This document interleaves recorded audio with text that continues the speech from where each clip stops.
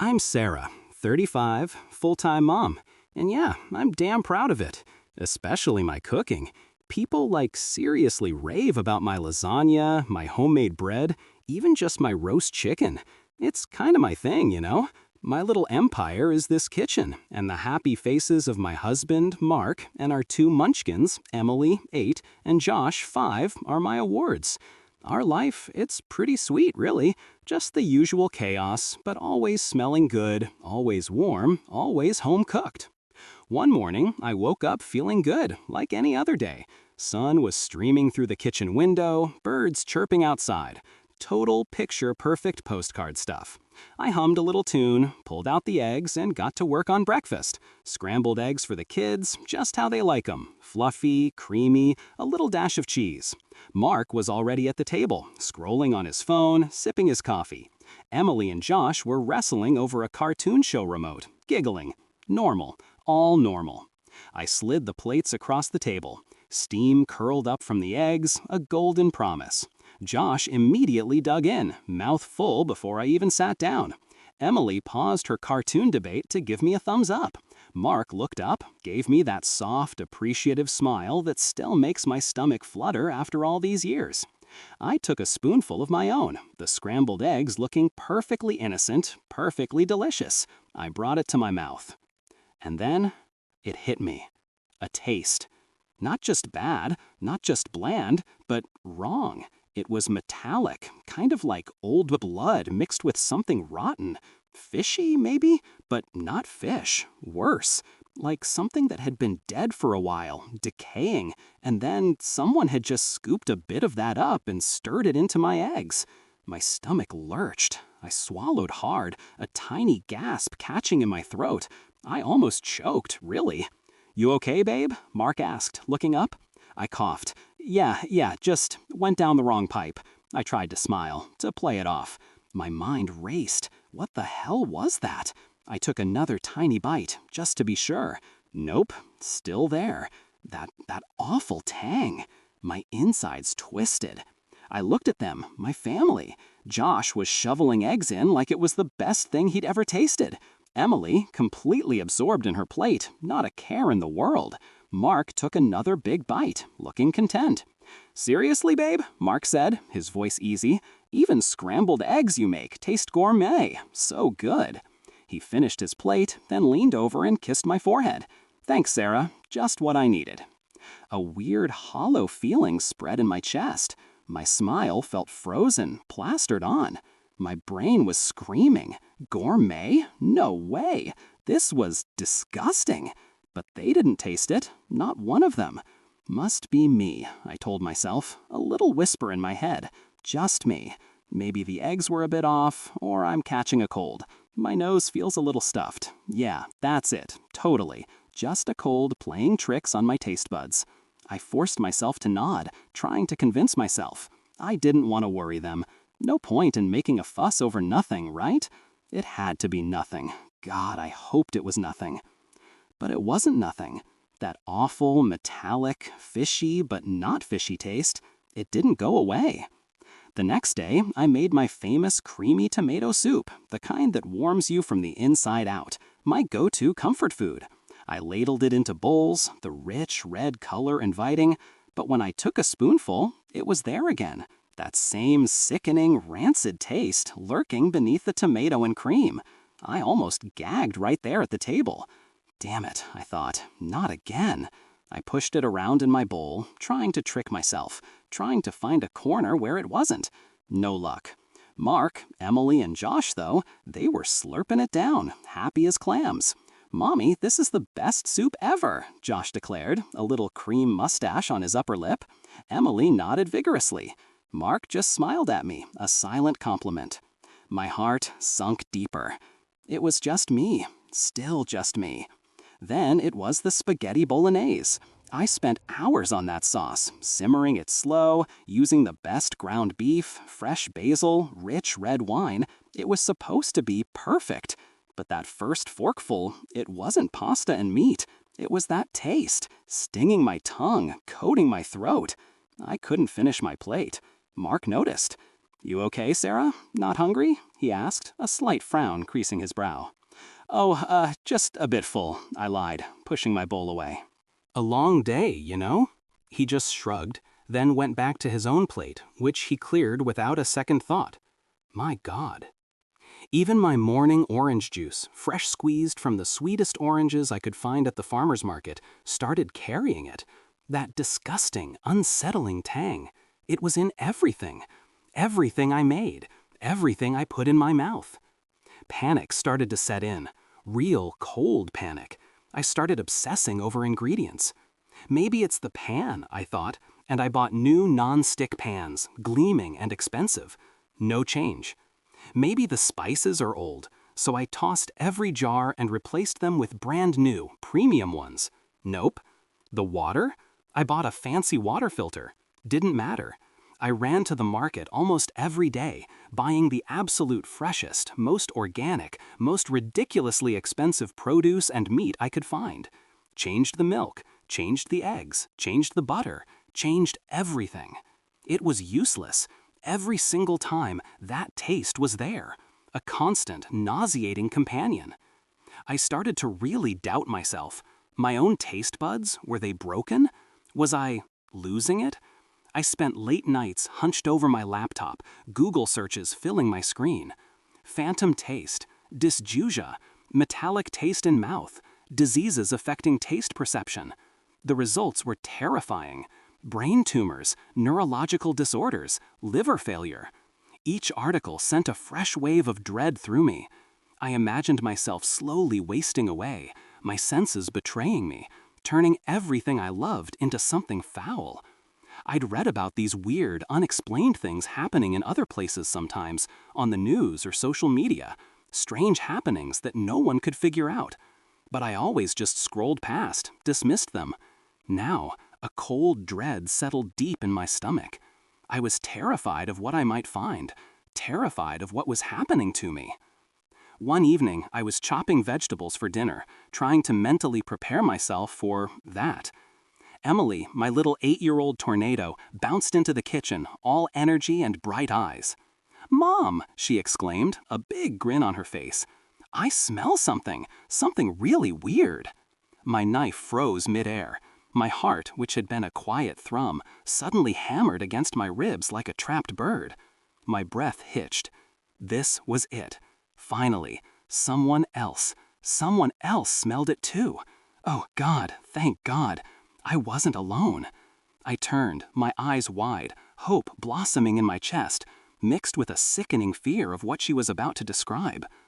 "Mom," she continued, her nose twitching, I smell your chocolate chip cookies. You're making cookies, aren't you? Can we make cookies now, please?"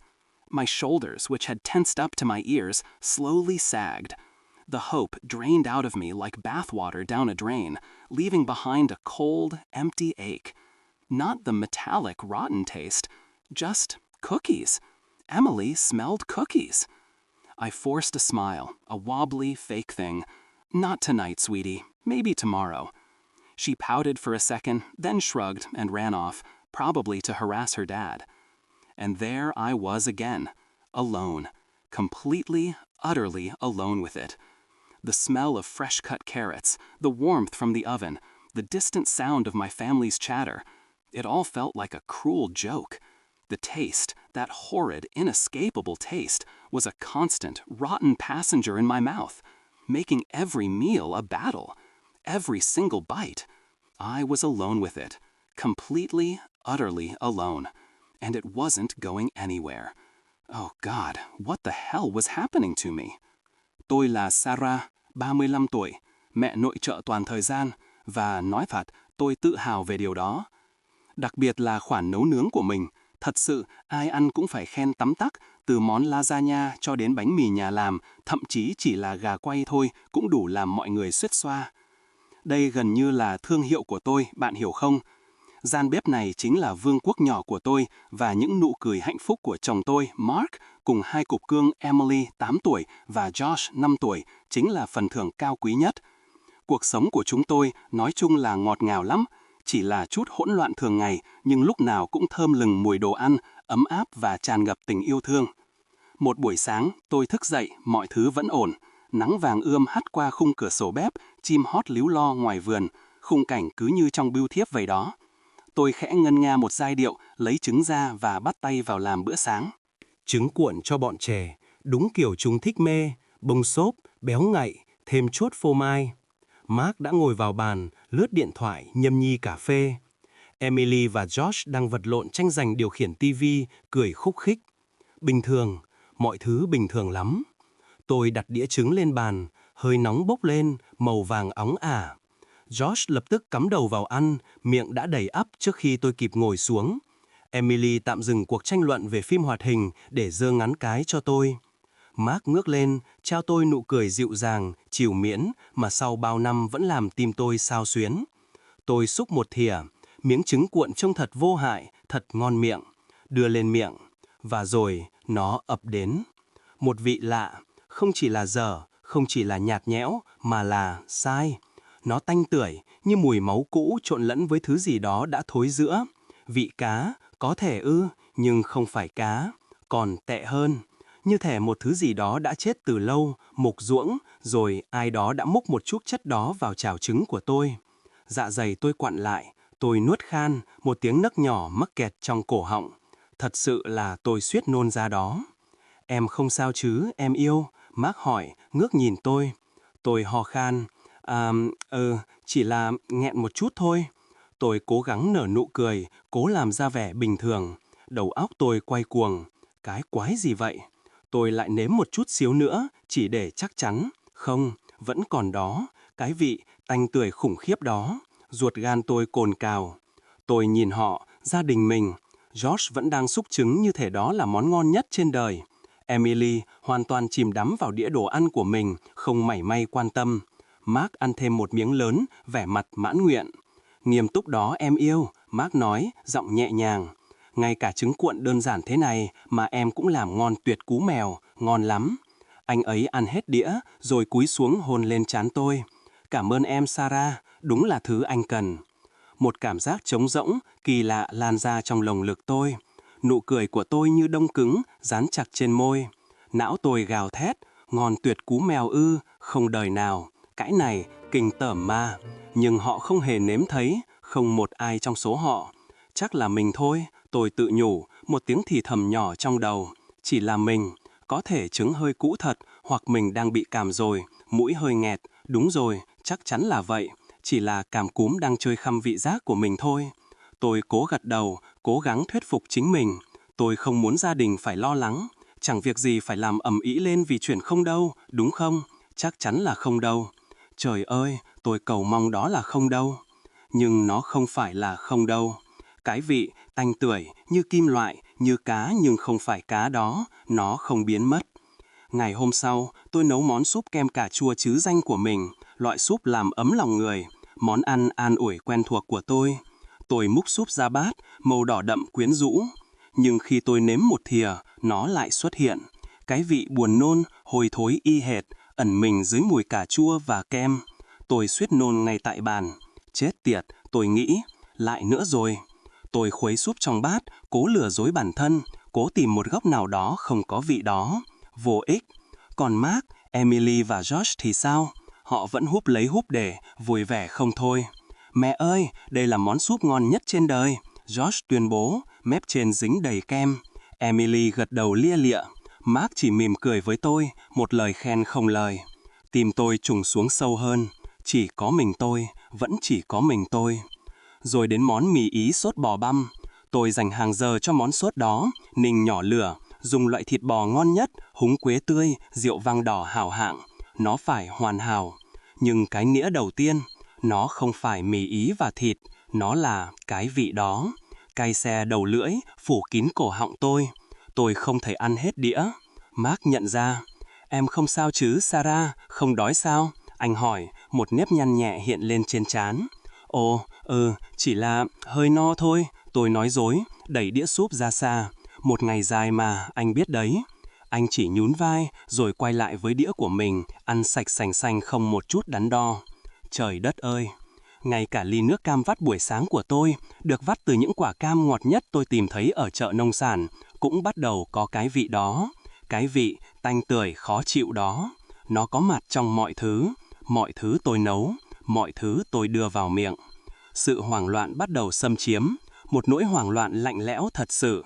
Tôi bắt đầu ám ảnh về nguyên liệu, chắc là do cái chảo, tôi nghĩ, và tôi mua chảo chống dính mới, sáng bóng và đắt tiền, không thay đổi. Có thể gia vị cũ rồi.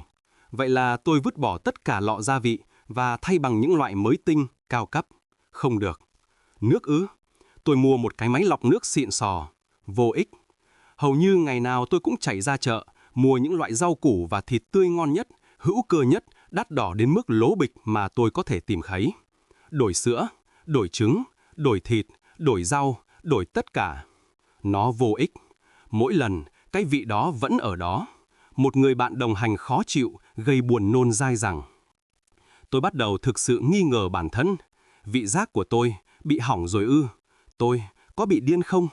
Tôi dành những đêm khuya, cúi mình trước máy tính xách tay, màn hình đầy những kết quả tìm kiếm Google.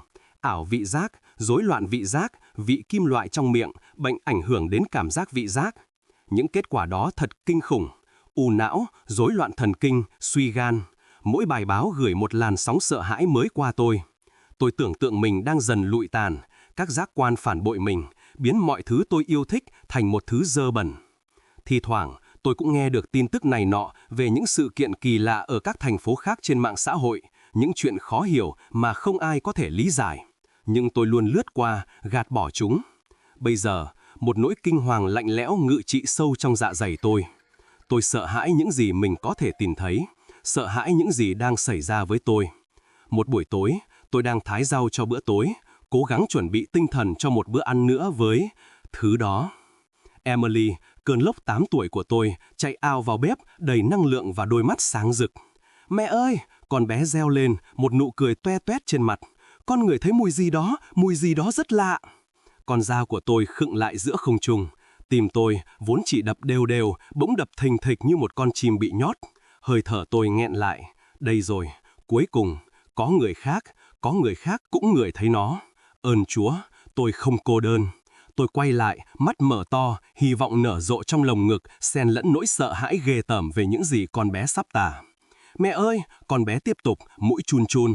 Con ngửi thấy mùi bánh quy sô-cô-la của mẹ. Mẹ làm bánh quy đúng không? Mình làm bánh quy bây giờ nha, làm ơn đi mẹ. Đôi vai tôi, vốn đã căng cứng đến mang tai, từ từ rũ xuống. Hy vọng cạn sạch như nước chảy xuống cống, chỉ còn lại một nỗi đau lạnh lẽo, trống rỗng. Không phải cái vị tanh tưởi, thối rữa đó, chỉ là bánh quy. Emily ngửi thấy mùi bánh quy. Tôi cố gắng nặn ra một nụ cười méo mó giả tạo. Không phải tối nay đâu cục cưng, có lẽ ngày mai nhé. Con bé bĩu môi một lát rồi nhún vai chạy đi, chắc là để làm phiền bố nó. Và tôi lại ở đó, một mình, hoàn toàn, tuyệt đối một mình với nó. Mùi cà rốt tươi thái, hơi ấm từ lò nướng, tiếng trò chuyện xa xăm, tất cả như một trò đùa tàn nhẫn. Cái vị đó, cái vị kinh khủng, không thể thoát khỏi đó, là một người bạn đồng hành thối rữa, dai dẳng trong miệng tôi, biến mỗi bữa ăn thành một cuộc chiến. Mỗi miếng ăn, tôi đơn độc với nó, hoàn toàn, tuyệt đối đơn độc, và nó không hề biến mất. Ôi Chúa ơi, chuyện quái quỷ gì đang xảy ra với tôi vậy? Weeks bled into weeks. Honestly, I was losing it. That awful, gut-churning taste wasn't just in the food I cooked anymore. Oh no, it had wormed its way into everything. Every breath I took, every corner of my perfect, cozy home, it all had that faint, sickening tang. I dropped weight. My clothes felt loose, like they were falling off me. Dark circles painted themselves under my eyes, permanent shadows from too many nights staring at the ceiling, listening to nothing but the thump of my own panicked heart. Every time I stepped into the kitchen, the place that used to be my sanctuary, I felt this pressure, like eyes, invisible eyes watching me from the shadows, judging, laughing even. It was ridiculous, I know, but I swear I could almost see it sometimes. A flash of golden fur, bright, hopeful eyes of a golden retriever standing there, in the corner, just watching me stir my soup. What the hell was that? I'd blink, and it would be gone. Just my imagination, right? Just stress. Mark and the kids, they started to notice. How could they not? I was a ghost haunting my own kitchen.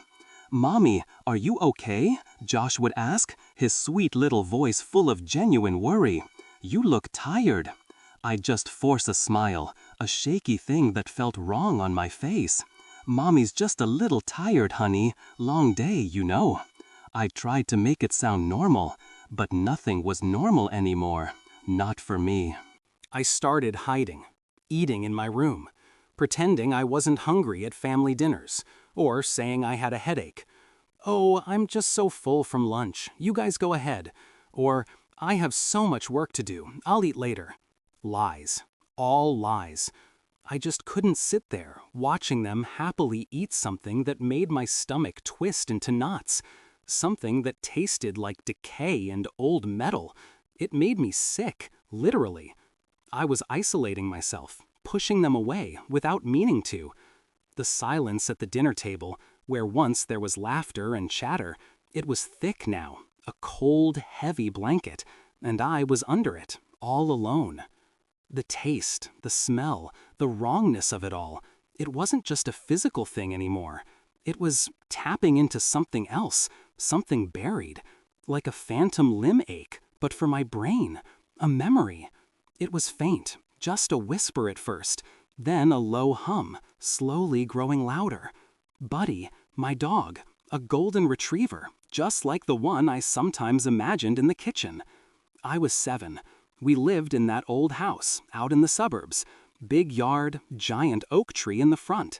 And Buddy, he was my best friend. One day, he was just gone. Poof, vanished.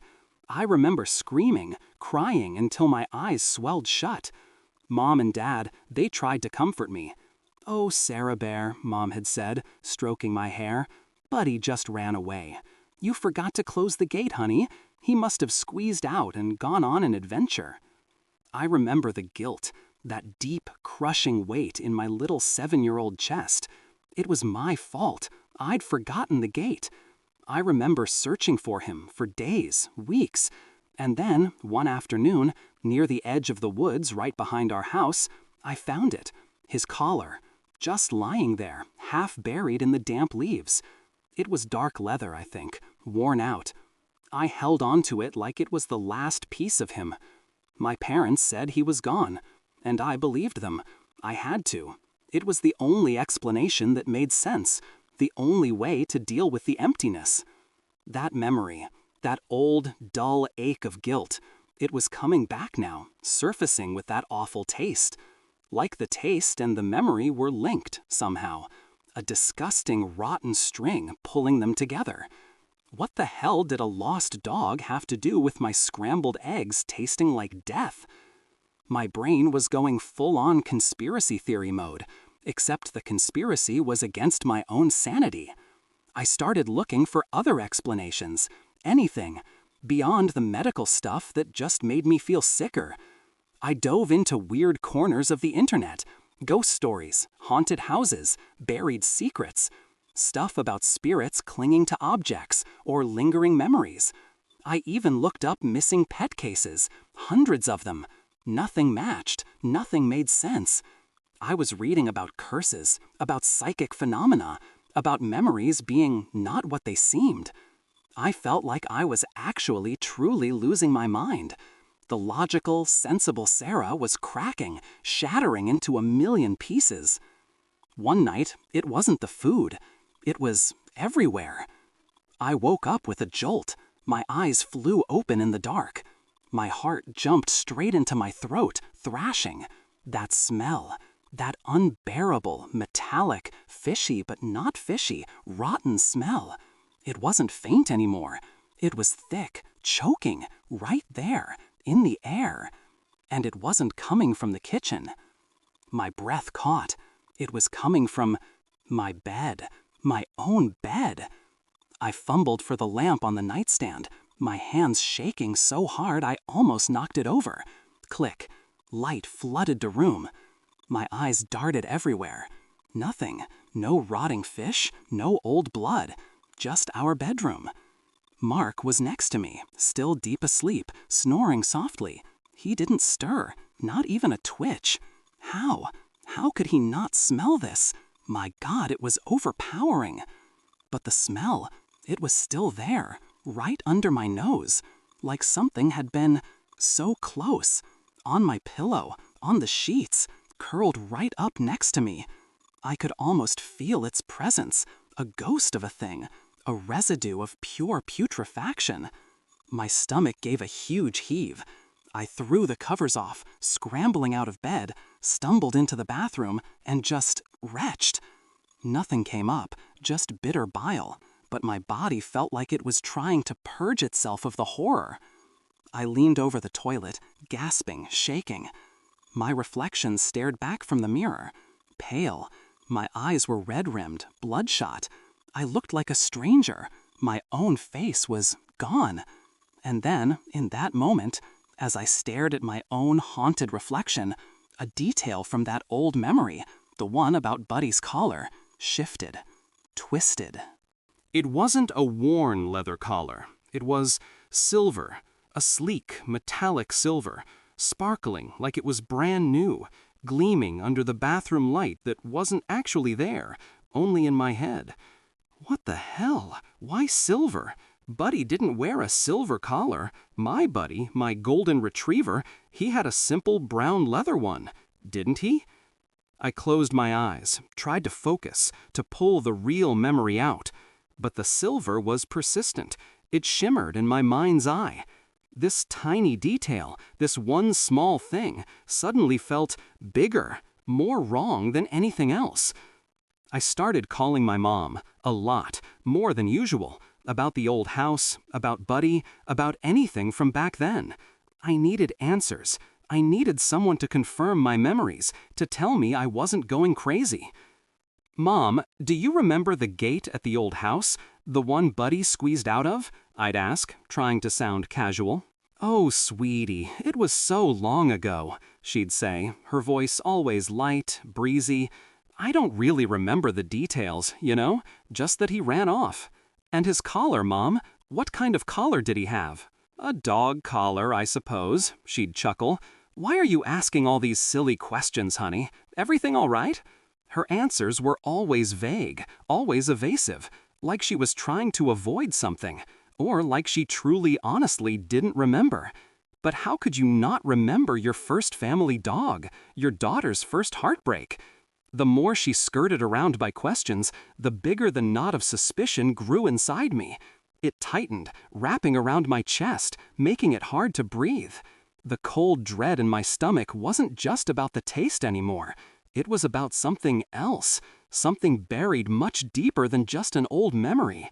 Oh God, what was it? What the hell was going on? The obsession had truly swallowed me whole. I couldn't cook, I couldn't sleep. That disgusting metallic taste wasn't just a nuisance anymore. It was part of me now, a constant, vile shadow in my mouth. My own skin felt like it smelled of it. I was so damn thin, you could practically see my bones poking out. And Mark, bless his worried heart, he actually started seeing it for real, not just brushing off my excuses.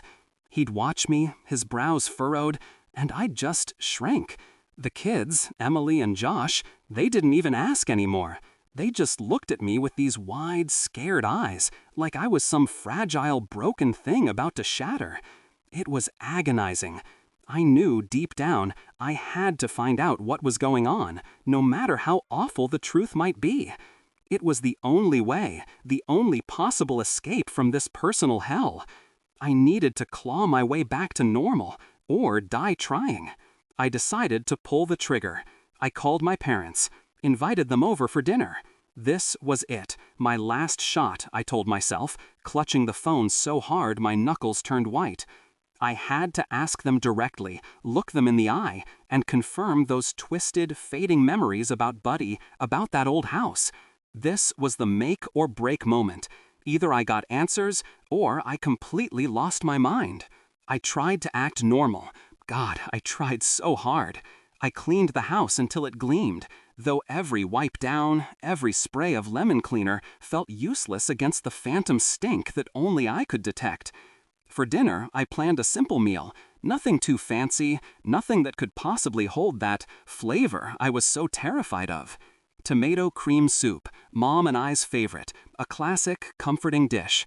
My hands shook a little as I chopped the tomatoes, the vivid red seeming to swirl with something much darker in my peripheral vision.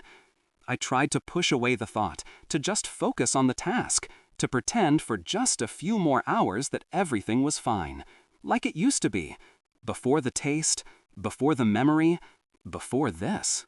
Dinner was awkward, stiff. I could feel the tension hanging heavy in the air, thick enough to cut with a knife. Mark kept glancing at me, his face etched with worry, but he didn't say anything. The kids, usually chattering away like little magpies, were unusually quiet, picking at their food. My parents, well, they were trying. My dad told a couple of bad jokes. My mom talked about her new gardening club. I forced myself to laugh, to smile, to pretend I wasn't sitting there feeling like my insides were being slowly gnawed away. But inside, I was burning up, a frantic energy thrumming just beneath my skin. My heart pounded a frantic rhythm against my ribs, each beat screaming at me to just get it out, to ask. Now or never. I took a deep, shaky breath, the kind that felt like it scraped against a raw, open wound in my throat. This was it. No turning back. I laid my spoon down, trying to make it sound casual, like I was just reminiscing.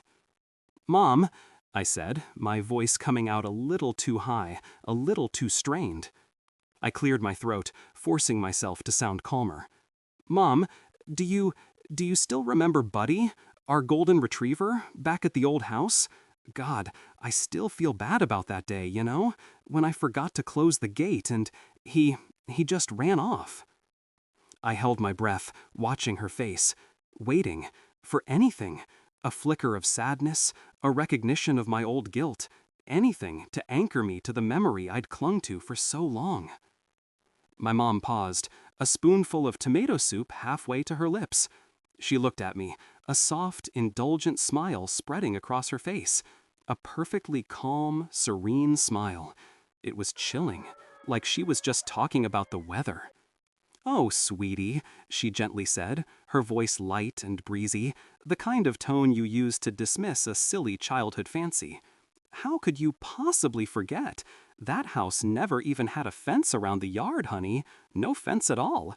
And besides," she chuckled, a soft, tinkling sound that grated on my nerves, "we only got a dog when we moved to the new place, remember? Buster, you were already 9 then, a big girl." Her words hit me like a lightning bolt, a cold, sharp shock straight to the gut. It wasn't just a blow, it was an obliteration. My whole world, the one I had painstakingly built around that memory, around that guilt, around that belief, it all crumbled, instantly, gone. A fence? Buddy? The gate I'd forgotten to close? All lies, all of it. Every single agonizing detail I'd replayed in my head for decades, every shred of guilt I'd carried, it was all fake. None of it had ever existed. I froze, just sat there, absolutely dead still. The blood drained from my face, leaving me feeling cold, clammy. I could feel it, a sensation like thousands of tiny, crawling insects suddenly erupting under my skin, squirming, desperate to get out. My scalp tightened, my jaw clenched so hard I thought my teeth might crack. And then, the taste. Oh God, the taste. The metallic, fishy tang that had been my constant, vile companion for weeks. It didn't just intensify, it exploded. It wasn't just a taste anymore, not just a lingering aftertaste. It was a sickening, gag-inducing sensation that filled my entire mouth, my sinuses, my very being. Like I'd just swallowed something that had been rotting, festering, for ages. Something ancient and foul. The tomato cream soup, my favorite, the one I had made with so much desperate hope. It now swirled with the unbearable flavor of pure, unadulterated guilt, of death, of something unholy. I wanted to scream, to retch, to claw it out of my throat. but I couldn't move. I couldn't breathe. I sat there, utterly silent, before the table, the plate of soup in front of me now looking like a dark, thick, congealed pool of blood. My mother's words, so calmly delivered, so light, so casual, they just echoed and re-echoed in my head, latching on to every nerve, every thought, twisting them. They were cold, so cold, flatly denying an entire fundamental part of my memory, a truth I had believed, absolutely, implicitly, for decades, since I was 7. If Buddy had never existed at that old house, if there was no gate to forget to close, then what the hell had actually happened? What was it that had truly disappeared? What was it that I had suppressed so completely, that I had replaced with such a comforting, self-blaming lie? And, more importantly, what monstrous thing had made me create that explanation? What horror was so unspeakable that my mind had to invent an entirely different past just to cope? The sheer, gut-wrenching horror of a truth so distorted, so deeply buried, it suddenly surged through me like a tidal wave. It washed over me, through me, transforming that metallic taste in my mouth into the undeniable, overwhelming flavor of an unnamed, ancient, haunting guilt. It coated my tongue, burned my throat. I looked, really looked, at Mark, at Emily, at Josh, sitting there eating so innocently. Their faces were unchanged, completely oblivious to the pure revulsion, the cosmic dread churning and coiling inside me. They were just innocent children, my children, but suddenly, in that moment, they felt chillingly alien, terrifyingly disconnected from the nightmare I was living. I tried to swallow, to clear the taste, to force a sound, anything, but my throat was bone dry, seizing up. A single agonizing question drilled deep, deep into my mind, throbbing, screaming, with no answer, no escape. If not that, then what was it?